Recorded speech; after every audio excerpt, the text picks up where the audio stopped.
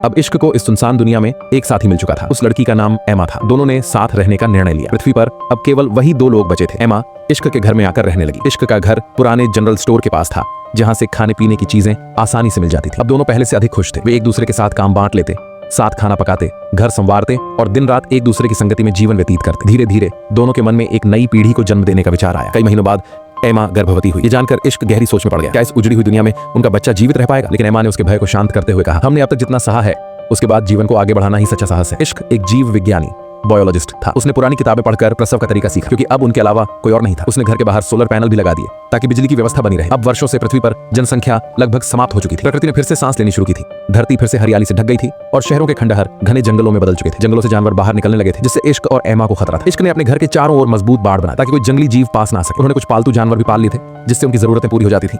लेकिन अब एक नई समस्या आ खड़ी हुई। रात के समय असंख्य चूहे घर पर हमला कर देते थे। इश्क ने उनसे छुटकारा पाने के लिए आग तक लगा दी, पर यह कोई स्थायी उपाय नहीं था। तब एमा ने सुझाव दिया, अगर हम आसपास की जगह में कुछ बिल्लियां छोड़ दें तो शायद ये समस्या खत्म हो जाए। इश्क ने वैसा ही किया और कुछ ही दिनों में बिल्लियों ने सारे चूहों का सफाया कर दिया। धीरे धीरे घर फिर से शांत और सुरक्षित हो गया। आखिरकार वह दिन भी आया जब एमा को प्रसव पीड़ा हुई। इश्क ने स्वयं यह जिम्मेदारी निभाई और उस सुनसान धरती पर एक सुंदर सी बेटी ने जन्म लिया। दोनों की आंखों में आंसू थे। अब वे सिर्फ दो नहीं, एक परिवार बन चुके थे। 3 साल बीत गए। एक दिन इश्क किसी काम से घर के बाहर गया था। रास्ते में एक जानवर उसकी गाड़ी के नीचे आ गया। जानवर तड़प रहा था। उसकी पीड़ा देखकर इश्क का दिल पिघल गया। उसने उसकी तकलीफ खत्म करने के लिए उसे गोली मार दी। ये दृश्य पास में खड़ी एक अजनबी लड़की ने देख लिया। वह डरकर जंगल की ओर भागी। इश्क उसके पीछे दौड़ा, लेकिन लड़की को लगा कि शायद वह उसे नुकसान पहुंचाना चाहता है। असल में इश्क का उद्देश्य तो बस यह था कि वह सुरक्षित रहे। वह उसके पास पहुंचा और उसे एक सेब दिया ताकि वह कुछ खा सके। इश्क चाहता था कि वह लड़की उसके साथ घर चले, और वह ट्रक के पीछे बने कंटेनर में ही छिपी रही, आगे नहीं आई। इधर इश्क ने शहरों में अपने घर का पता एड्रेस लिखकर छोड़ दिया था ताकि अगर कोई जीवित बचे लोग हों तो वे उन्हें खोज सके। कुछ महीनों बाद सचमुच 2 और सर्वाइवर उनके पास आ गए। एक का नाम जॉर्ज था और दूसरी का मरीना। अब चारों एक साथ रहने लगे। करीब 1 वर्ष बीत गया, लेकिन वह अजनबी लड़की अब भी ट्रक से बाहर नहीं निकलती थी।